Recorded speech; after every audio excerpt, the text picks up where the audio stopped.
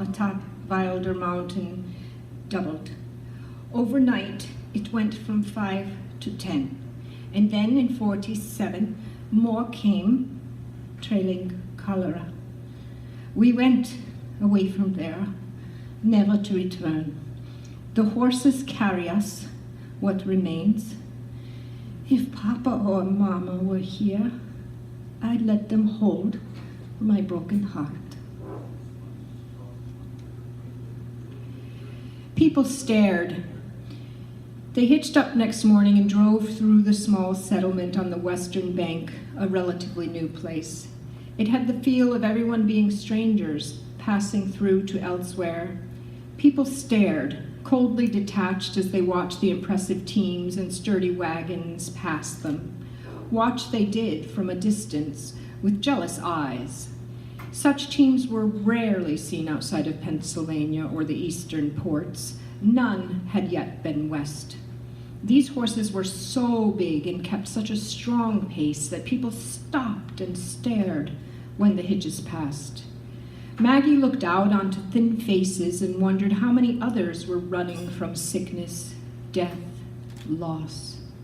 How many others carried it with them? Crude and shallow graves already marked the trail out of town, some with names scratched in. Travelers, familiars, and companions. The ones there, bending over into the road, the ones leaning forward, see? The ones who stretch towards the light, heavy with flower and seed. Those are the travelers, the ones who come and go with us, on wagon wheels, on hoof and foot. They follow us wherever we go. Those wayside herbs are our familiars, companions to us along the road. Coltsfoot and plantain in spring, geraniums, mullein and mugwort, thick in summer, goldenrod, aster, milkweed in fall.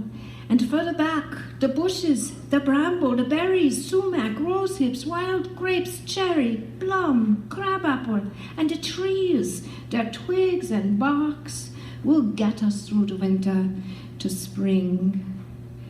May pointed all this out to Maggie, and Maggie pointed all this out to Carl.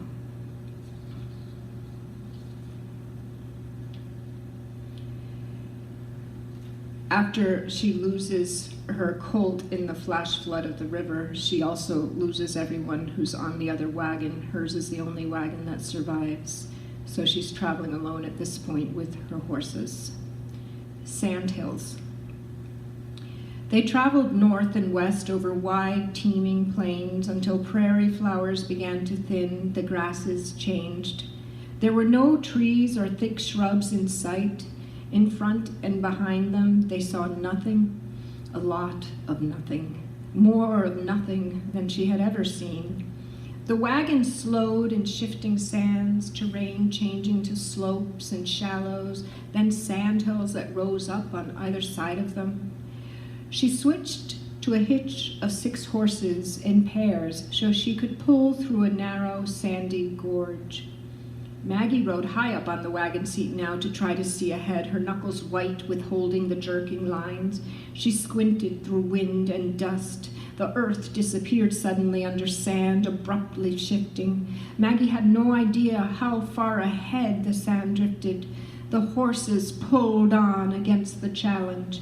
She was thinking she might do best to take a horse out and scout, measure what lay ahead, where they might find firm ground, long grass and clear water, maybe just a little further, she thought. This was not like the dream she'd had. By the third branching river, there was no desert like this, no sand and dust in the dream, just verdant green all around us, and the sand blurred. She shook her head to clear it and felt a sudden jolt unseat her, pull her straight forward, slap her to the ground. She landed fast, flat on her back, heard the horses grind to a halt. Her leg dangled queerly from her hip. Her leg fell off, a last thought, before the world went black around her. Hip. And so she looked down upon the body as it lay smack into the ground, a twisted leg dangling. She watched the face turn white and gray and ashen blue, sucking air, and gasped to realize it was her. This is me lying here. This is me gasping for breath like a landed fish, and like a flounder I will fry on this hot sand because I cannot move, and a fish never felt pain like this. Fish don't have legs. How would they know this blade of pain that stabs through mine? She drowned back out, felt her bladder let loose under her, grasped her last remembered breath, blacked out to nothing. Her body shut down and saved her from more remembering. Water floated over my head, my cheek flattened against the sand by force of the wave that broke over me. It woke me up sudden, a pitcher of cold water thrown at me. It woke me up shivering. I pushed my hands, elbows, shoulders up, felt the knife inside my hip, felt the shock. The next wave was pain. What jolted my eyes open, I woke half in, half out of the shallow, rushing river, rising quick. More rain on its way, more flooding coming. I had to drag myself out, cold water lapping my dead leg. Perhaps I should have let it swallow me.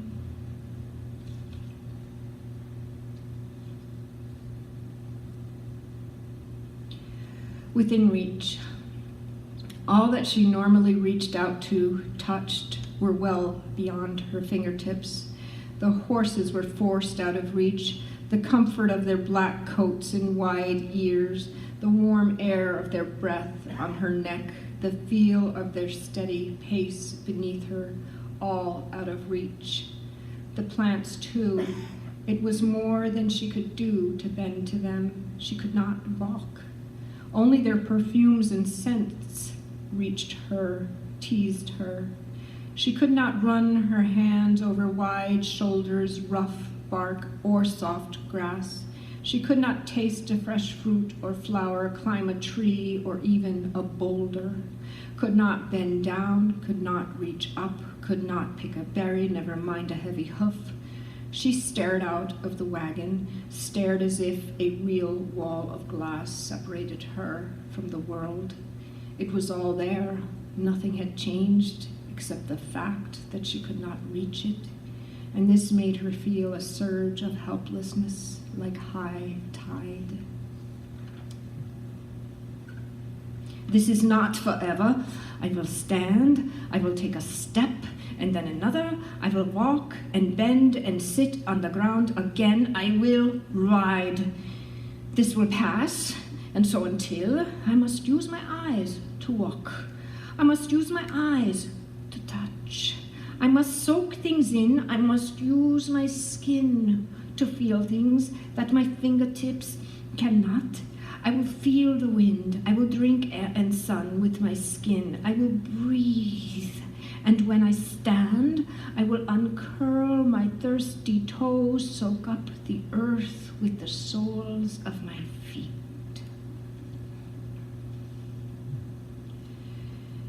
If I could be a fish, a clear fish with jelly water surrounding it, holding up its broken bones, if I could be a fish, a clear fish with silver bones, I would feel no pain. I would float within the cool water, and it would hold me up.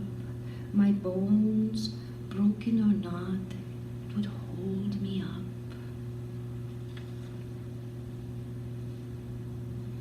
Seeds. It was a moon's passing before she was able to bend from her hips to the soft earth, but she could not bend long enough to plant all the seeds that she'd intended. So she devised new methods and began implementing them. She gathered long sapling shoots of staghorn sumac from the sandy banks and hollowed them out. Using a fire-heated iron rod, she made these hollowed branches her planting sticks, into which she placed seeds of squash, beans, peas, and gourds. Through the straw-like tubes she dropped sunflower seeds, planting spirals around her. She dragged her forked crutch through the soft river-bottom dirt, cutting grooves into which she dropped rows of corn and circles of pumpkins. She scraped her foot behind her, covering the seeds over with loose dirt. The trees will teach me. The trees will show me how to stand, and then again they will teach me how to bend. If I were a horse, because of this broken tail, I am glad I am not a horse, because if such an injury had occurred instead to me, the horse, it would hurt a great deal each and every time my tail flicked or twitched. The instinctive swish of my own tail would make my knees weak as a horse, would make me grinding teeth, foaming mouth, crazy. The roll of the wagon over rough ground was painful with every bump, every hole, rock, and rut. But she had a strange new thought that outweighed even her discomfort. No one knew to miss her. No one knew where she was, if she was, who she was. No one knew she ever lived, even lived, was alive. Everyone she ever knew was gone. Not a living soul was aware to care whether she existed or not. In everyone's mind, she had never been born. Moons. Maggie imagined the moon going round the earth. Her father always worked longer on full moon days, well into the night. The plants stood tall on full moon days, and the flowers blossomed more. Everyone knew that the plants above ground was pulled up by the growing moon, and that the plant below ground was pushed down full when the moon was dark. Waxing and waning was what Hans called it. Pulling and pushing, May always said. The sap ran when the moon pulled full. Roots dug deeper when the moon pushed new. Greens and beans and corns and squash were always planted to a pull. Onions, carrots, radishes, potatoes always went into pushing. It seemed the moon pushed and pulled life in general. The baby horses came and eggs hatched more when the moon was waxing full. Blood came when the moon was waning dark. Maggie started to keep her own circle chart of how long the cycle lasted between the pulling and pushing and the full and new moon. She kept a spiraling moon calendar to keep record of months and how long was a year. And she kept note of the fact that she began bleeding with every changing moon. The moon pulled her too. She noticed the cycle that it followed, the cycle of the moon. She colored her own moon days red, watching the spiraling red cycle become a pattern, predictable. Midsummer. The heat was thick. The clouds were thick. Her eyes were thick, asleep. Her head so heavy with fatigue that roses filled her nose and chicory brushed her lashes, and her blooming ears in tiger lily trumpets and twisting vines tied her down, and her hair grew thick with moss before she woke from her deep sleep and combed her tangles free. If I could be a tree, how would existence be? If I had to choose between saving the corn patch and saving water, what do I choose? If the river dried up, would we drink sand? If I could be a tree, what of my roots? With shriveled roots I would lean precariously or dry up standing. So as a tree, how can I sway my weight to bring rain to the dry earth? I would not wilt and fall. I would stand strong. I'd pray for rain with every branch and twig of my being. I'd reach to the sky and stir up the clouds and tickle them and beg for rain. Catch the wind and sweep in the clouds full of water.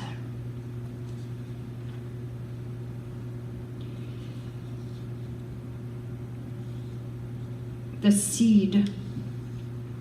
Seasons became years. As each winter descended, she'd think again of packing. She'd begin preparations for escape, working the horses and sleds, bagging seeds and grains. She planned to move by the spring thaw and strive to stick to her plan, yet something always kept her in the valley another week, month, spring. When sap ran, she was busy syruping. When bark swelled, she was busy peeling it. When buds started, she was pinching twigs and gathering fallen kindling, raking sticks out of the earth and building fences.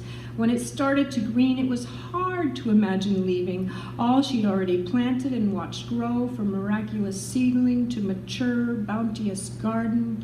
The remedy garden filled with scent, nourishment, catnips, marigolds, peppermint, alliums, balms, oils of rosemary, sage, thyme, the sharp juice of onions, garlic, chives, herbs that she could never leave behind, bulbs that needed dividing, horsemint, horsetail, horehound, blackberry, blueberry, hops, cherries, rose hips, willow, hazel, black walnuts, wild plum trees flowering, apple, peach, and pear that would soon come to bear. All these things kept her alive, and some needed her to help them thrive. Seeds stirred to start planting, fidgeted in her pockets, wriggled round her neck. The cold, moist ground beckoned peas and beans and early greens. Self-seeded beets, cabbages, radish, kale, and chard boldly pushed foliage up through cold earth. But there always was the question, would she find the wild foods and medicines elsewhere as abundant? Would they be different? Would she always be carrying seed enough? Did she have some of every kind? And then she always remembered when her mother asked Maggie to read from books when the print was too small for May's tired eyes. Maggie read, sometimes understanding, sometimes not. May easily detected Maggie's monotone voice and knew when she read without comprehension. So then May would stop her, emphatically explaining the importance of what she was reading. "Maggie, don't you see the magic in that? Read it again and listen to the words." Maggie repeated from a very old, well-worn copy of Culpepper's Complete Herbal. "We must realize that in the seed of any plant exists in its entirety its full potential, its power and medicine concentrated in the small package of its seed." May broke in, stopped her again. "Do you see, Maggie? Do you see what this means? The seed is everything. In the seed of the acorn is the life of the mighty oak. In the seed of the sunflower is both medicine and food. In the seed of grains is their full nourishment. Even in the smallest seed holds the power of its entire plant. Do you see?" Maggie paused and let this idea settle in.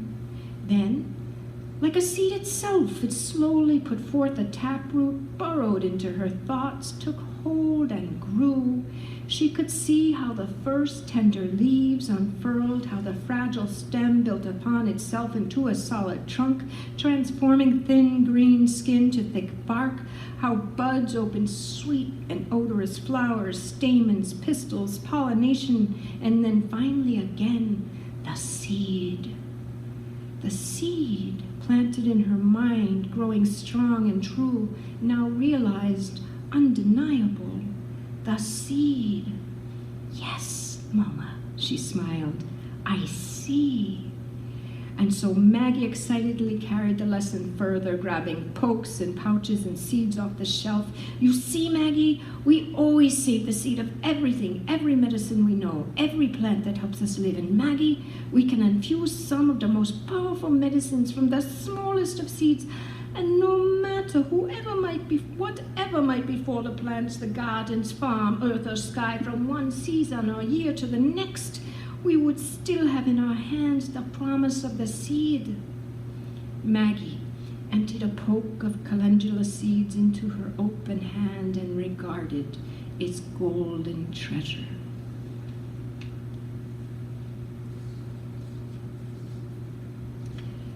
And then Maggie hears a voice that tells her that someone else is coming over the ridge. Stone marker, The smell of spring grew strong. Maggie went to the corral more often, and she sat by the stone marker, quiet. Tired of doing all the talking, she stared at it until its lips started moving. A life well guarded needs permission from no one. She does not go where she is not wanted. If she hears a call, that is what she follows. Paths are clear to eyes that discern them, trails that lead to food and water. For all relations, roads cannot be missed, but rather must be chosen. Those that come before leave clues for us to follow, signs for us to read, directions told in the bending grass. Maggie heard every word as clear as her own mother's voice. The rocks were stone. They did not move, but she heard them. She walks this way, they told her. Maggie always had the feeling that someone was watching. Perhaps today it was someone other than the trees and stars, the rocks and birds. Maggie kept her eyes and senses open. She walks this way, they told her.